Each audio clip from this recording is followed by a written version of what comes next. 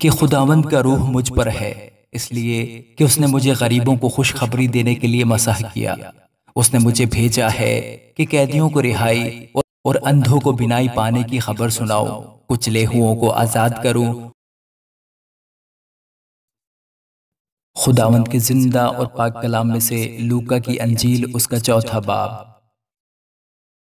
پھر یسوع روح القدس سے بھرا ہوا یردن سے لوٹا اور 40 دن تک روح کی ہدایت سے بیابان میں پھرتا رہا، اور ابلیس اسے آزماتا رہا۔ ان دنوں میں اس نے کچھ نہ کھایا، اور جب وہ دن پورے ہو گئے تو اسے بھوک لگی، اور ابلیس نے اس سے کہا کہ اگر تو خدا کا بیٹا ہے تو اس پتھر سے کہہ کہ روٹی بن جائے۔ یسوع نے اس کو جواب دیا، لکھا ہے کہ آدمی صرف روٹی ہی سے جیتا نہ رہے گا۔ اور ابلیس نے اسے اونچے پر لے جا کر دنیا کی سب سلطنتیں پل بھر میں دکھائیں، اور اس سے کہا کہ یہ سارا اختیار اور ان کی شان و شوکت میں تجھے دے دوں گا، کیونکہ یہ میرے سپرد ہے، اور جس کو میں چاہتا ہوں دیتا ہوں۔ بس اگر تو میرے آگے سجدہ کرے تو یہ سب تیرا ہوگا۔ یسوع نے جواب میں اس سے کہا، لکھا ہے کہ تو خداوند اپنے خدا کو سجدہ کر اور صرف اسی کی عبادت کر۔ اور وہ اسے یروشلم میں لے گیا اور ہیکل کے کنگرے پر کھڑا کر کے اس سے کہا، اگر تو خدا کا بیٹا ہے تو اپنے تئیں یہاں سے نیچے گرا دے، کیونکہ لکھا ہے کہ وہ تیری بابت اپنے فرشتوں کو حکم دے گا کہ تیری حفاظت کریں، اور یہ بھی کہ وہ تجھے ہاتھوں پر اٹھا لیں گے، مبادا تیرے پاؤں کو پتھر سے ٹھیس لگے۔ یسوع نے جواب میں اس سے کہا کہ فرمایا گیا ہے کہ تو خداوند اپنے خدا کی آزمائش نہ کر۔ جب ابلیس تمام آزمائشیں کر چکا تو کچھ عرصہ کے لیے اس سے جدا ہوا۔ پھر یسوع روح کی قوت سے بھرا ہوا گلیل کو لوٹا، اور سارے گرد و نواح میں اس کی شہرت پھیل گئی، اور وہ ان کے عبادت خانوں میں تعلیم دیتا رہا، اور سب اس کی بڑائی کرتے رہے۔ اور وہ ناصرت میں آیا جہاں اس نے پرورش پائی تھی، اور اپنے دستور کے موافق سبت کے دن عبادت خانہ میں گیا اور پڑھنے کو کھڑا ہوا۔ اور یسایہ نبی کی کتاب اس کو دی گئی، اور کتاب کھول کر اس نے وہ مقام نکالا جہاں یہ لکھا تھا کہ خداوند کا روح مجھ پر ہے، اس لیے کہ اس نے مجھے غریبوں کو خوشخبری دینے کے لیے مسح کیا۔ اس نے مجھے بھیجا ہے کہ قیدیوں کو رہائی اور اندھوں کو بینائی پانے کی خبر سناؤ، کچلے ہوئوں کو آزاد کروں، اور خداوند کے سال مقبول کی منادی کروں۔ پھر وہ کتاب بند کر کے اور خادم کو واپس دے کر بیٹھ گیا، اور جتنے عبادت خانہ میں تھے سب کی آنکھیں اس پر لگی تھیں۔ وہ ان سے کہنے لگا کہ آج یہ نوشتہ تمہارے سامنے پورا ہوا۔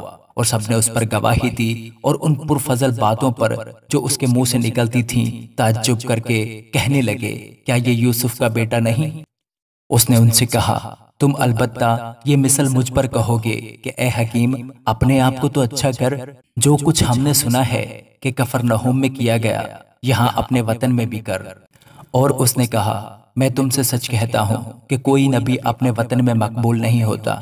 اور میں تم سے سچ کہتا ہوں کہ ایلیا کے دنوں میں جب 3.5 برس آسمان بند رہا، یہاں تک کہ سارے ملک میں سخت کال پڑا، بہت سی بیوائیں اسرائیل میں تھیں، لیکن ایلیا ان میں سے کسی کے پاس نہ بھیجا گیا مگر ملک سیدا کے شہر سارپت میں ایک بیوہ کے پاس۔ اور الیشا نبی کے وقت میں اسرائیل کے درمیان بہت سے کوڑی تھے، لیکن ان میں سے کوئی پاک صاف نہ کیا گیا مگر نعمان سوریانی۔